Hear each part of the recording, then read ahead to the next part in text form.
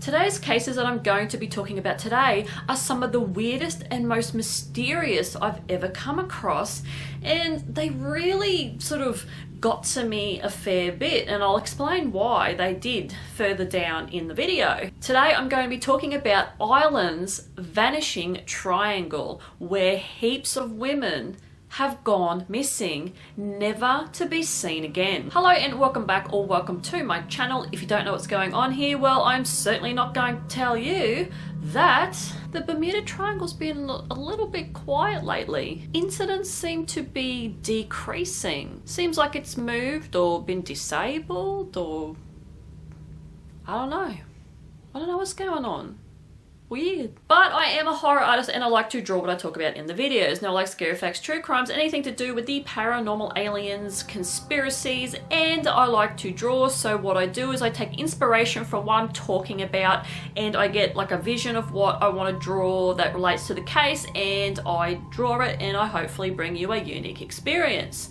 Now if you want to support me, head to Redbubble. I've got prints on there, and I also have an Etsy store where you can buy felt toy patterns, download it, and make a felt toy. I've got horror movie characters on there. I've got my own designs. Have a look. I've also got a colouring in book out. It's called the Seriously Fucked Up Colouring In book, and it's available on all Amazon outlets, so check it out down in the description below. I have all the links. Now that being said, let's get on with the video and let's get on with the drawing.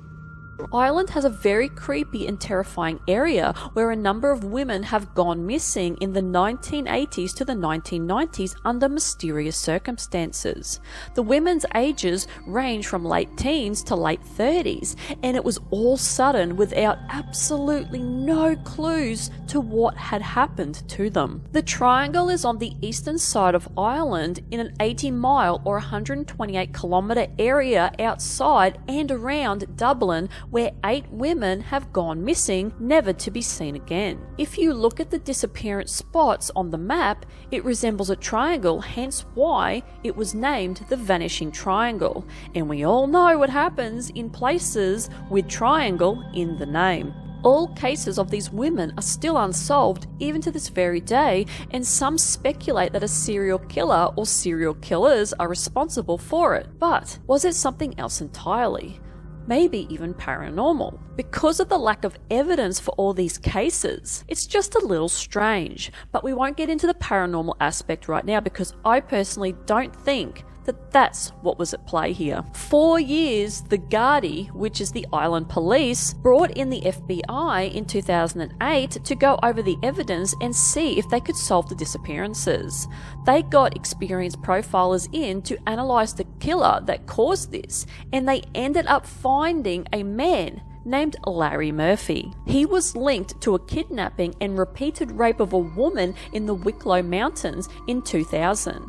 He tried to strangle the woman to death with a plastic bag, but 2 hunters ended up saving her, and she went to police with their help to report Larry. He was arrested the next day. He has been questioned over the other triangle disappearances, but he denies having anything to do with them. He did 10 years in jail for his crime, but some people are not convinced that he didn't have anything to do with the Vanishing Triangle women. Now let's have a look at the missing women. Anna McCarrick. She was a 26-year-old originally from Long Island, New York, living in Dublin, and was last seen on the 26th of March 1993 at her home. She was later reported to have been sighted in Ennisky, County Wicklow, that same day. When she didn't end up meeting her friends for dinner at her home and didn't turn up for work on the 27th of March, police were notified. She apparently was heading to the Wicklow Mountains for the day for a walk and asked a friend to come, but the friend couldn't go with her. She was then apparently spotted that night at the pub with a man having drinks. The man was never identified, and Annie was never seen again. In June of this year, 2025, a 62-year-old man was arrested for her disappearance, but he was later released with no charge after a 24-hour interrogation. His property was searched and excavated, but nothing was found. Eva Brennan. 39-year-old Eva went missing on the 25th of July 1993 after she left her parents' home after an argument with her siblings over the food choice for the dinner. She had returned to her immaculate apartment, but then left again as her coat that she wore to her parents' dinner was there. No one knows the reason why she left her apartment again, and she was wearing her pink tracksuit, so she would have been easily seen. Eva apparently suffered from depression, but she would never do anything to hurt herself, as told by her family.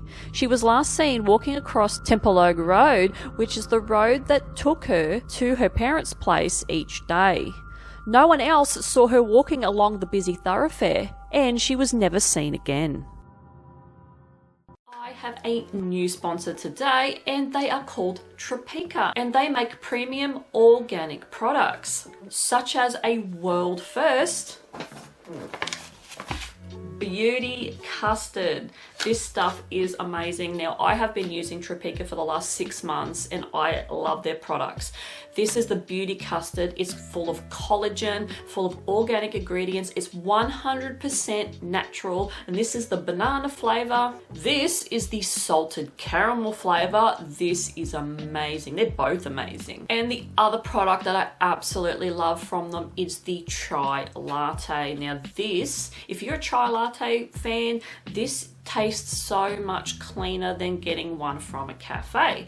So you make this with your own sort of milk that you want to use in it. My God, it is amazing. So they're gluten-free, they're dairy-free, they're perfect for vegans if you are a vegan. No GMO whatsoever in their products. And the beauty custard is a completely guilt-free dessert that you can have after tea. You can have it anytime you want. I absolutely love it because I'm on a keto sort of carnivore diet, and introducing this into my diet was the best thing because it's so good on the gut and it's just overall healthy and good ingredients. Now, if you want to learn more about them, I've got a link down below. Click on the link in the description and it will take you to the Trapa website, and you will get a prompt to sign up and get 15% off your first order. No artificial additives. It has environmentally friendly packaging. They have quick delivery and free delivery for anyone in Australia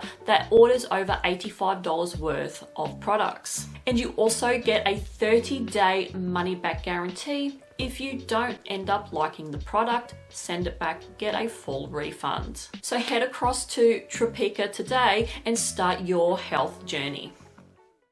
Imelda Keenan. The 22-year-old went missing on the 3rd of January 1994 around Waterford, where she lived with her boyfriend Mark Wall. She decided to go to the post office around 1:30 p.m. and was last seen by a local doctor's secretary that knew her and saw her walking along Lombard Street. She was never seen again. Josephine Dullard. 21-year-old Josephine went missing on the 9th of November 1995 from around County Kildare. She travelled to Dublin to go out to a bar, but she missed her bus to go back home to Kilkenny. Around 10 p.m, she boarded a bus in Nass to County Kildare, and then from there she had to hitchhike to Moon. She got a lift to Moon, which was an hour from her home, and she made a phone call from a payphone to her friend Mary Cullinan. While she was on the phone with her friend, a car stopped and offered Josephine a ride, which she apparently accepted. Witnesses say that Josephine got into the back of a Toyota sedan. This was the last interaction that she had, and she was never seen again, and the driver was never identified. Fiona Pender.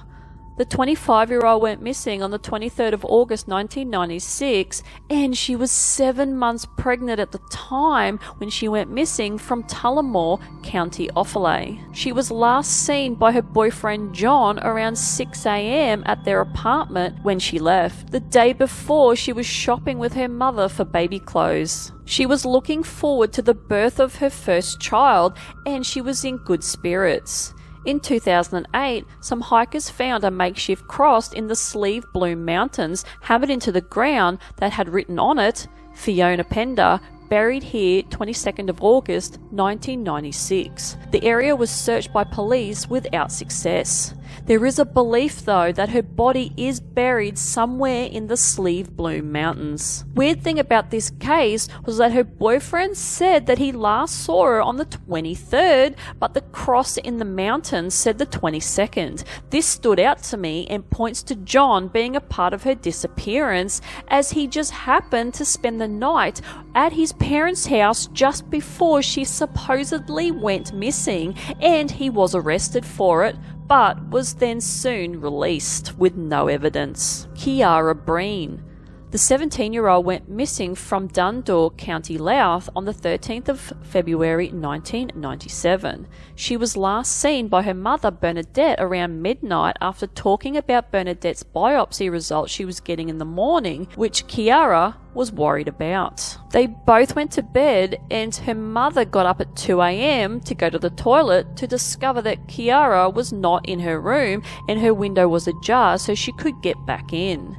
Kiara must have had plans with someone that she did not want her mother to know about because she didn't approve of. She has never been seen since. It was speculated that an older man was witnessed saying to her earlier that day that he would see her later. He was apparently hunting her down, according to her friends. He too was never identified. Fiona Sinnett. 19-year-old Fiona was living in Broadway, County Wexford, when she went missing on the 8th of February 1998. She was last seen leaving the Butler's pub around midnight to make the 14-kilometre walk back to her home.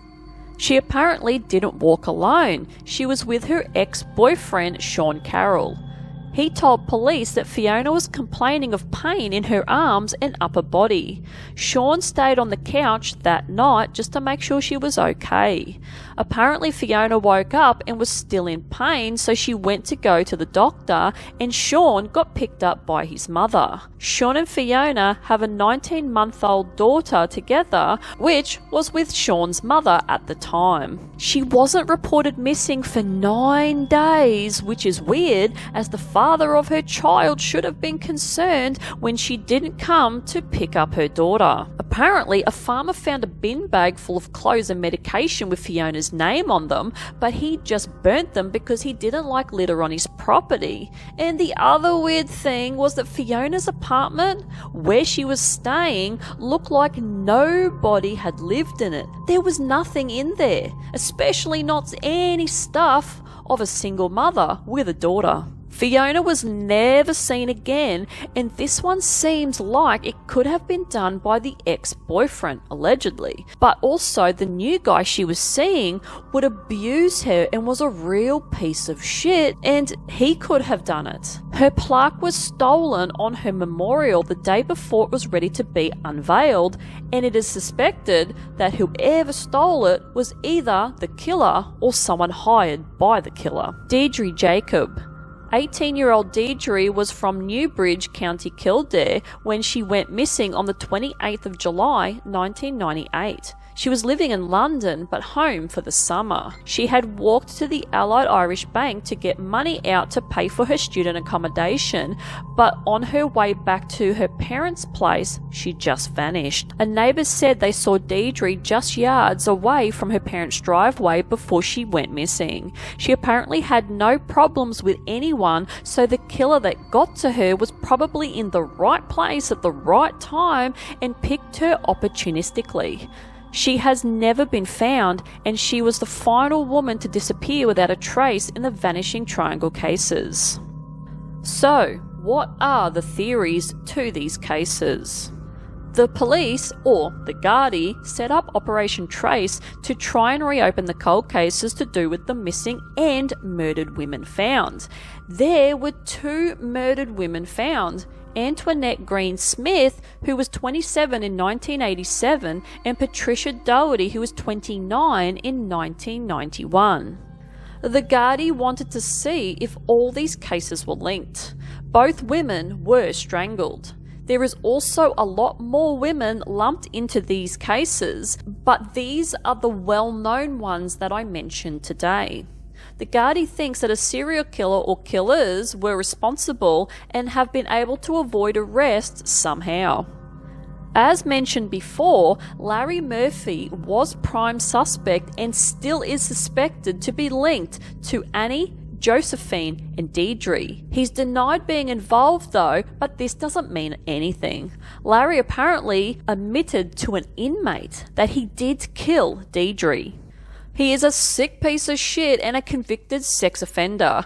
He has moved around to Spain and Amsterdam to get away from the press and try and hide.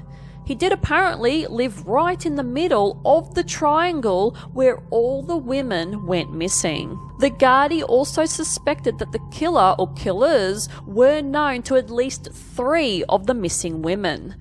Whoever did it seems to be able to cover their tracks very well.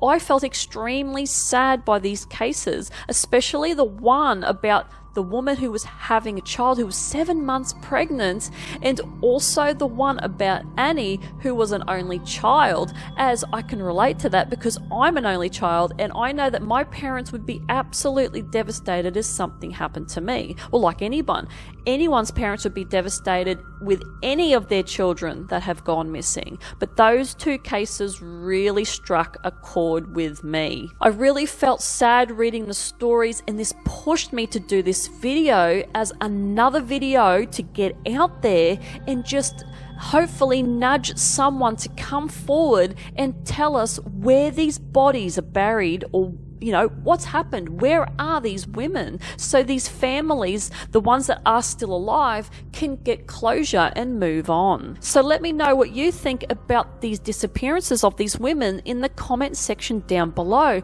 What are your theories? What do you know? Let me know, because this case is very, very, very devastating. All cases that, involve people going missing or dying or being murdered is sad, but I don't know, there's just some cases that get to me more than others.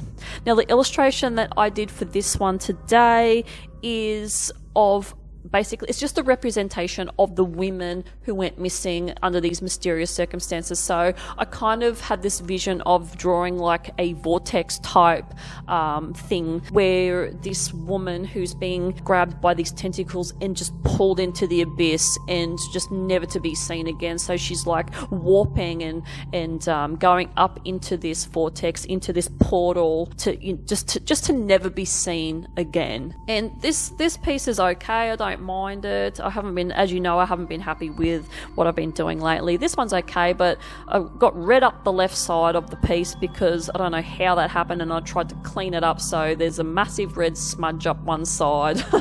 But anyway, that is it from me. Hopefully you enjoyed this video, and if you like this kind of content, like, subscribe, dislike it. I don't give a shit what you do, and hopefully you watch whatever is left of this video, and hopefully I'll see you guys in the next one.